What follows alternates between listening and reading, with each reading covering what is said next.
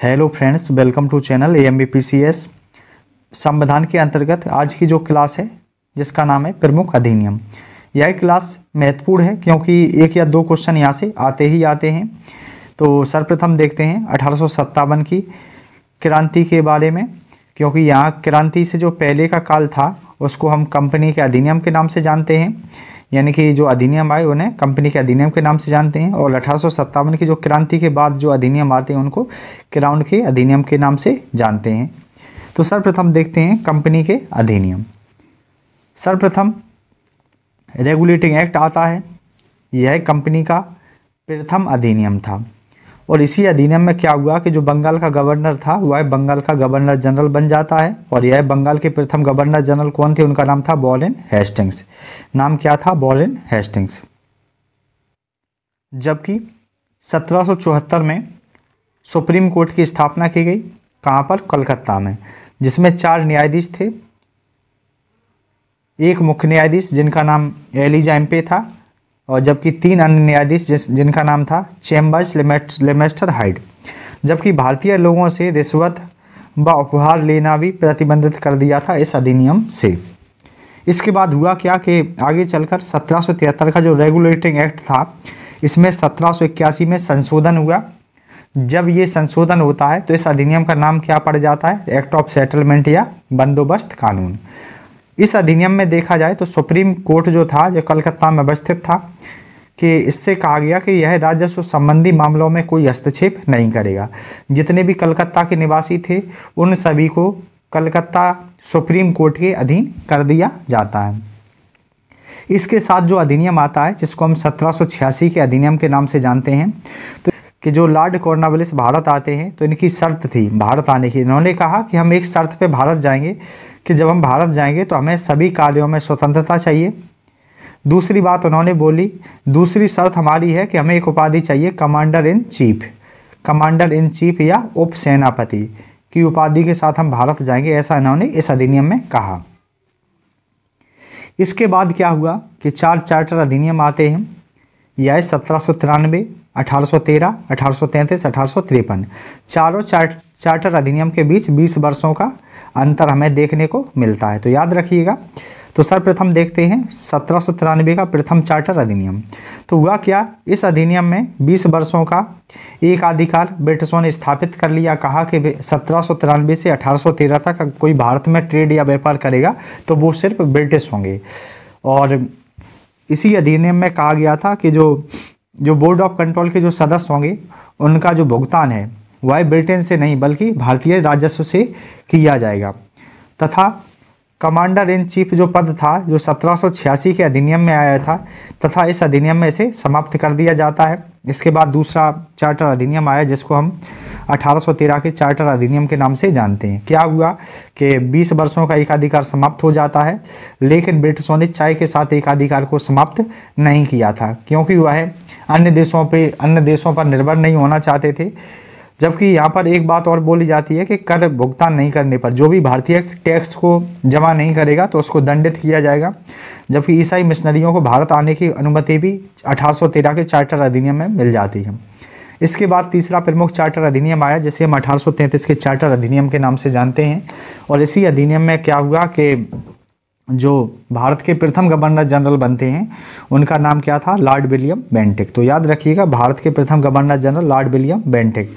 East India company जो व्यापारिक निकाय थी, जो जिसका काम ट्रेड करना था, वह प्रशासनिक व्यवस्थाओं को देखने लगी थी, यानी कि प्रशासनिक निकाय बन गई थी।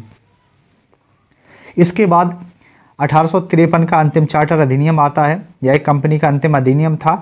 तथा इसी अधिनियम में 1854 में मैकाले समिति का गठन किया गया। यह समिति का संबंध किससे था? तो सिविल सेवा के संबंध में आई थी। तथा जो कंपनी थी, कंपनी की शासन का विस्तार भी इस अधिनियम में किया जाता है। जब इसके साथ देखते हैं 1784 का पिट्स इंडिया एक्ट महत्वपूर्ण है। और इसी अधिनियम में पहली बार भारतीय क्षेत्रों को ब्रिटिश क्षेत्र कहा जाता है। जबकि ब्रिटिश सरकार को भारत में कंपनी के कार्य, उसके प्रशासन पर पूर्ण नियंत्रण भी हो गया था।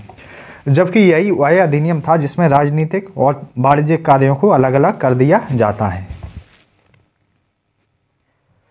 कंपनी के अधिनियम समाप्त कर लिए गए हैं। इसके बाद देखते हैं क्राउन के अधिनियम। जो वेरी इंपॉर्टेंट है। तो सर्वप्रथम देखते हैं 1858 का अधिनियम। इस अधिनियम में भारत की जो प्रथम वायसराय बनी थी जिनका नाम लॉर्ड कैनिंग था, तथा इसी अधिनियम में भारत सचिव व राज्य सचिव के पद का सृजन भी हुआ। जबकि इसी अधिनियम में देखा जाए तो नियंत्रण बोर्ड व निदेशक बोर्ड को समाप्त कर जो द्वैध शासन प्रणाली थी इसे यह भी समाप्त हो जाती है, इसको याद रखना होगा। जबकि इसके बाद जो अधिनियम आता है 1861 का अधिनियम इम्पोर्टेंट है, यहाँ से PYQ बात की जाती है, यहाँ से क्वेश्चन भी आए हुए हैं, तो याद रखिएगा। पोर्टफोलियो प्रणाली जो आती है वो इसी अधिनियम में आती है। जबकि बंगाल, यूपी, पंजाब में विधान परिषद का गठन किया गया था। बनारस के राजा, पटियाला के महाराजा व सर दिनकर राव को विधान परिषद में मनोनीत किया गया था। इसके बाद प्रमुख अधिनियम देखते हैं जिसका नाम 1909 का अधिनियम है। वो वेरी इंपॉर्टेंट है, क्वेश्चन के सर्वाधिक चांस होते हैं आने से यहाँ के, तो याद रखिएगा। इसे मार्लिमेंटो सुधार कहा जाता है। जबकि इसी अधिनियम में क्या हुआ था, विधान परिषद की जो संख्या में बढ़ोतरी या वृद्धि की गई, जबकि मुस्लिमों को पृथक निर्वाचन का अधिकार भी यहीं से मिला था।